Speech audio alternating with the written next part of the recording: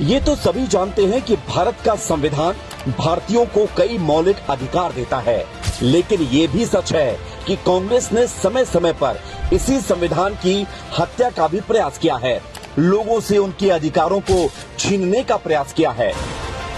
यूं तो समय समय पर आवश्यकता और परिस्थिति के अनुसार संविधान में संशोधन हुए हैं, लेकिन ये भी देश का दुर्भाग्य ही रहा है कि संविधान का पहला संशोधन फ्रीडम ऑफ स्पीच यानी अभिव्यक्ति की आजादी का हुआ था।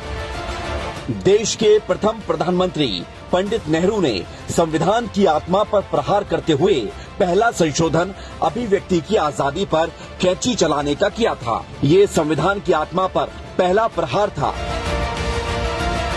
बोलने की आजादी की गारंटी देने वाली धारा में बदलावों की पैरवी करते हुए नेहरू ने संसद में कहा था कि दुनिया में हर आजादी की एक सीमा होती है। राजनीतिक फायदे के लिए नेहरू ने अनुच्छेद 356 का भी धड़ल्ले से दुरुपयोग किया था। नेहरू ने अपने शासनकाल के दौरान चुनी हुई सरकारों को बर्खास्त करने के लिए 6 बार अनुच्छेद 356 का इस्तेमाल किया।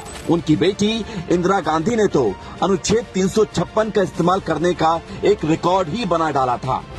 आपातकाल के उस अमानवीय दर्द को कोई नहीं भुला सकता है, जब तत्कालीन प्रधानमंत्री इंदिरा गांधी ने अपनी तानाशाही मानसिकता को दर्शाते हुए संविधान की हत्या ही कर डाली थी।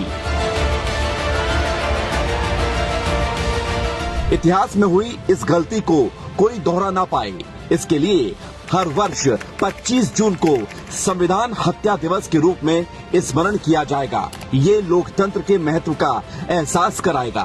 प्रधानमंत्री श्री नरेंद्र मोदी जी ने देश में संविधानवाद की ऐसी पुनर्स्थापना करती है कि अब कोई भी व्यक्ति या शासक संविधान के साथ छेड़छाड़ करने की हिमाकत नहीं कर पाएगा। साथ ही उनके प्रयासों से हर भारतीय के मन में संविधान के आदर्शों के प्रति समर्पण की भावना भी पैदा हुई है।